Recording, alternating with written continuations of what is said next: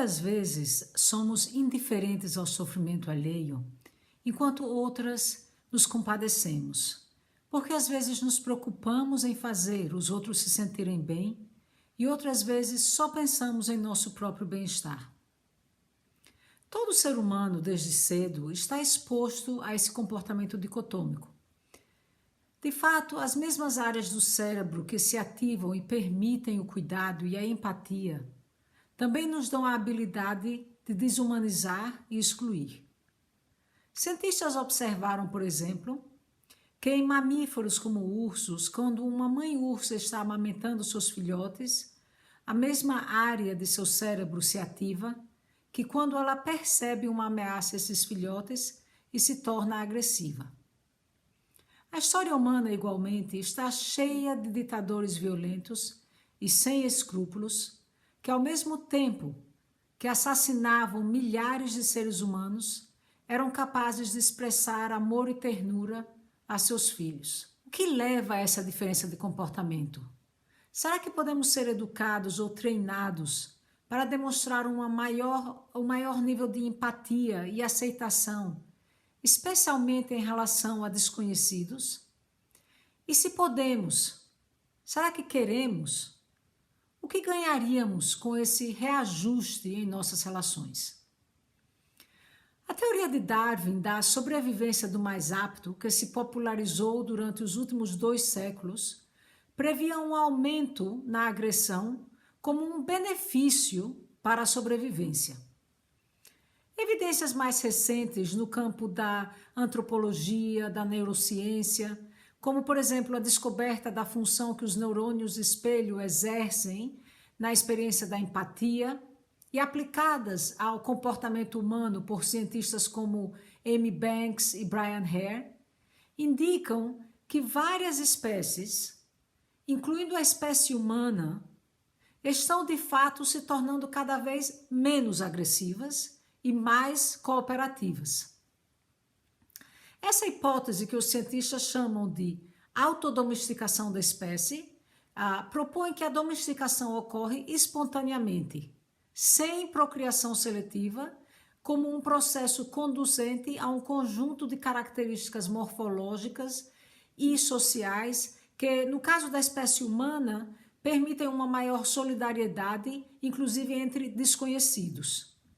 A solidariedade é a capacidade que temos de agir em benefício de outro quando essa ação seria uma desvantagem para a própria pessoa a curto ou a médio prazo. A solidariedade, no entanto, se baseia na confiança na conduta recíproca do outro no futuro, caso seja necessário. Nos últimos 100 mil anos, os humanos aperfeiçoaram a agressão premeditada e exibiram níveis mais baixos de agressão reativa e espontânea. Quando começaram a manipular e controlar seu ambiente, as pressões externas da seleção natural se tornaram menos importantes, favorecendo assim indivíduos cooperativos e menos agressivos. Foi nesse contexto da necessidade da cooperação que a linguagem começou a se desenvolver, permitindo que os humanos se organizassem de forma mais complexa e dando origem também aos primeiros exemplos de punição capital. Com o passar do tempo, fomos capazes de incluir e aceitar um número cada vez maior de desconhecidos em nossas relações, demonstrando inicialmente solidariedade apenas aos membros de um pequeno vilarejo e gradualmente expandindo essa solidariedade a nossos co-cidadãos em uma cidade e finalmente ao Estado moderno, o que conhecemos hoje como Estado moderno. Apesar da ciência do século XXI estar do lado dos que até então chamávamos de idealistas e, ao mesmo tempo, desvelar a ideologia belicosa da retórica realista, os obstáculos para a expansão da solidariedade nesse século se fazem ainda mais desafiadores que antes. Nos enfrentamos tanto ao ressurgimento do individualismo, como de identidades coletivas racistas, nacionalistas e excludentes, das formas mais variadas. Ao mesmo tempo, com a diversificação das comunidades locais e sua unificação sistêmica em uma sociedade global, o desafio em nosso século deixa de ser somente a prática da capacidade de expressar solidariedade e passa a ser a sua extensão a todos os cidadãos do planeta. E aí o grande desafio que nos enfrentamos no século XXI. Esse é um desafio hercúleo, mas sabemos que a evolução da espécie humana nos dotou com as capacidades e competências necessárias para o cuidado, a empatia e a cooperação. Por muito tempo, desenvolver o sentimento de pertenência a uma comunidade global e a extensão da solidariedade a todos os cidadãos do mundo não eram tidos como uma possibilidade real. Hoje, não somente essa é uma opção tão real quanto a agressão e a violência, como uma absoluta necessidade para a sobrevivência da espécie. Voltamos então à nossa pergunta inicial sobre como favorecer um comportamento onde cada um está disposto a expressar solidariedade pelos demais, ou, em outras palavras, a assumir a perspectiva do outro em sua tomada de decisão e aceitar fazer sacrifícios pelos demais, ainda que a curto e médio prazo esses sacrifícios não lhe beneficiem diretamente.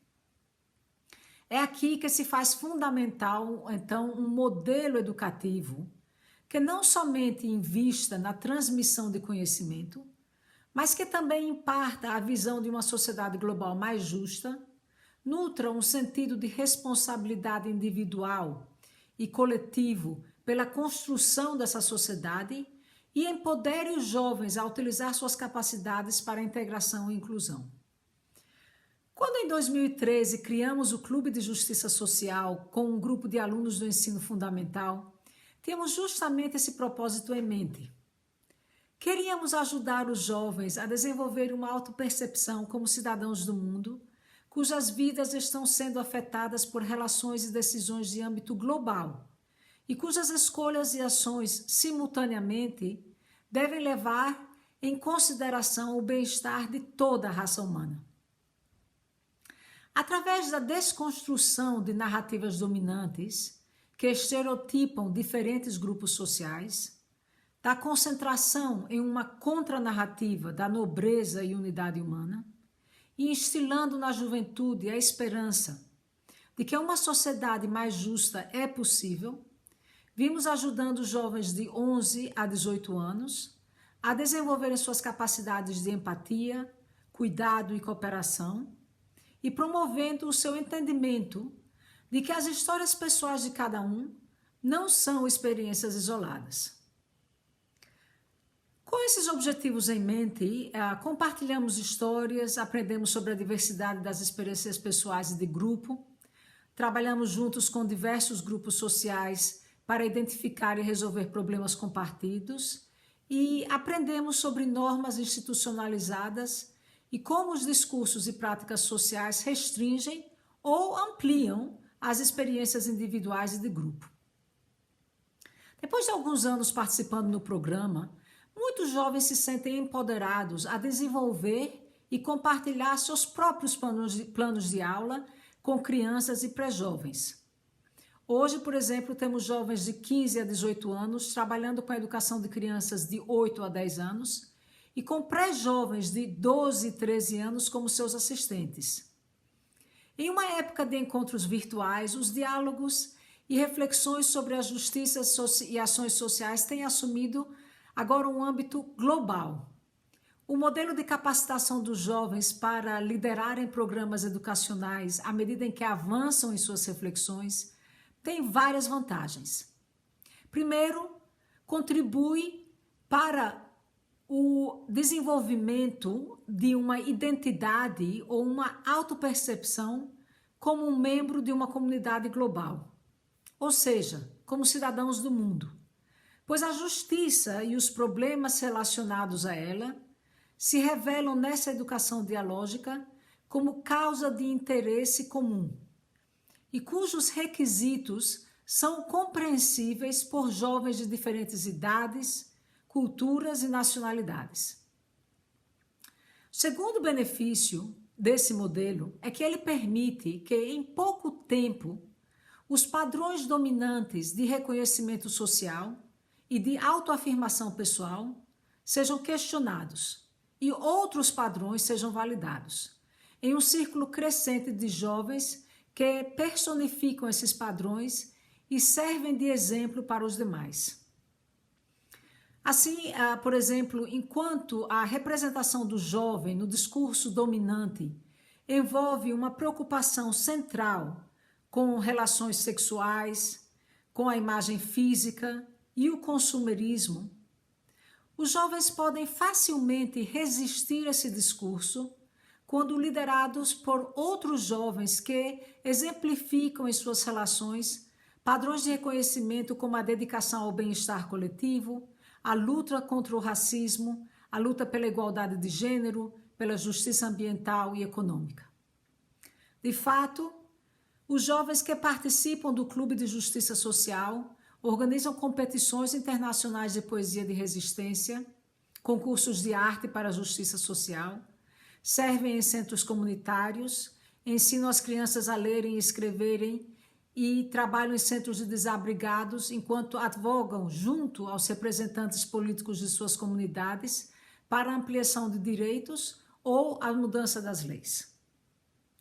Esse modelo de capacitação e treinamento, que tem como base jovens ensinando a jovens, permite finalmente uma transformação social que se reproduz de forma rápida, sustentável e eficiente. Desde essa perspectiva, não é necessária a mobilização de grandes recursos políticos e econômicos para uma mudança de hábito e comportamento. Uma mobilização que, caso fosse necessária, facilmente levaria ao desânimo e à parálise, já que a maioria dos cidadãos, incluindo educadores e educandos, tem de fato pouco ou nenhum controle sobre esses recursos. Com a nova era da globalização e a ameaça à democracia, a expectativa de que esse controle seria um requisito para o estabelecimento de uma ordem social mais justa se torna ainda mais ilusória.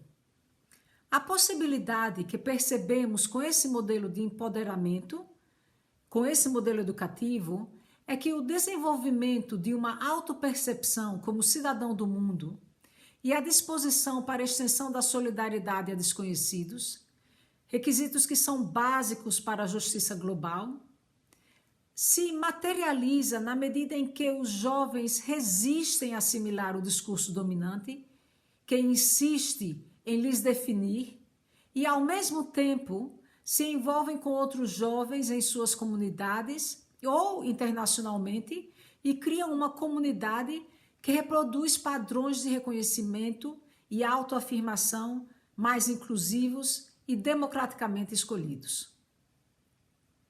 Fica aqui então o convite a pais, educadores, administradores, especialmente aos jovens, a visitarem o site do nosso Clube de Justiça Social, onde todo o material educacional desenvolvido pelos participantes está disponível para o livre acesso e livre reprodução. Qualquer pessoa, jovem ou adulto, pode iniciar um clube de justiça social em sua escola, bairro ou vizinhança e começar a contribuir com a transformação de sua comunidade. Convide alguns amigos que para trabalharem juntos, busquem recursos na internet e decidam que elementos do discurso dominante querem resistir, que alternativas de reconhecimento e autoafirmação querem oferecer. Contatem organizações que estão trabalhando pelo bem comum em sua cidade e veja como vocês podem colaborar e crie seu próprio clube de justiça. Em tempos de diálogos virtuais, as possibilidades e oportunidades são ainda mais diversas.